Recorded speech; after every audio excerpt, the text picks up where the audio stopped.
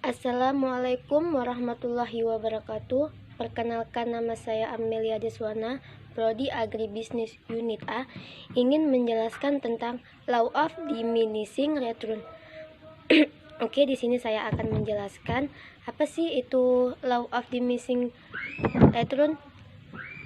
Law of Diminishing Return adalah sebuah hukum dalam ekonomi yang menjelaskan tentang proporsi input yang tepat untuk mendapatkan output maksimal. Teori ini menjelaskan bahwa ketika input yang kita miliki melebihi kapasitas produksi dari input, maka return atau pendapatan kita akan semakin menurun.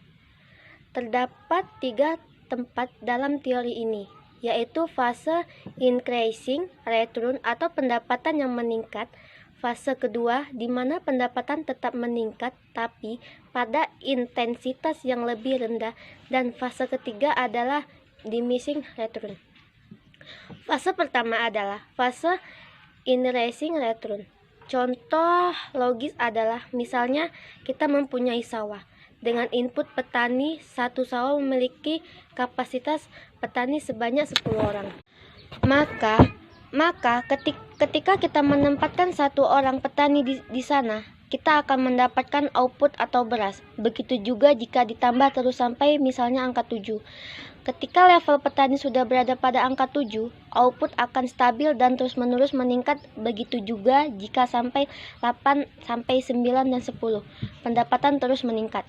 Namun, pendapatan ketika 7 petani dijauhkan dengan 10 petani berbeda.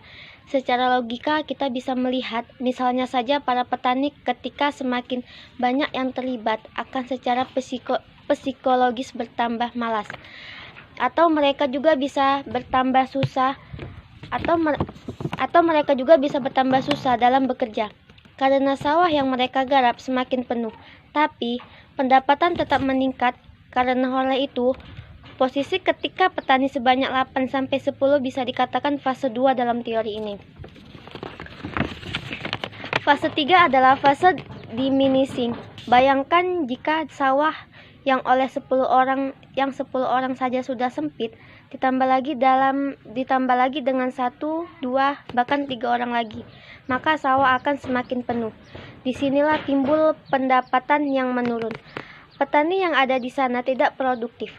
Bahkan, pemilik sawah juga harus membayar lebih dari 10 petani.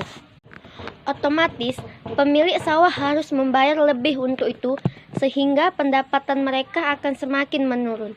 Sawah juga akan semakin sesak jika diisi oleh lebih dari 10 orang. Bisa jadi mereka justru mencangkul kaki dari petani yang lain, karena lahannya sudah habis. Demikianlah mengapa pendapatan bisa justru menurun jika angka buruh pada suatu pabrik terlalu banyak. Pabrik bisa rugi dan tidak bisa membayar para buruh, sehingga sampailah pada keputusan untuk melakukan PHK. Demikianlah, hanya ini yang dapat saya sampaikan. Lebih dan kurang saya mohon maaf. Wabillahi taufiq wal hidayah. Wassalamualaikum warahmatullahi wabarakatuh.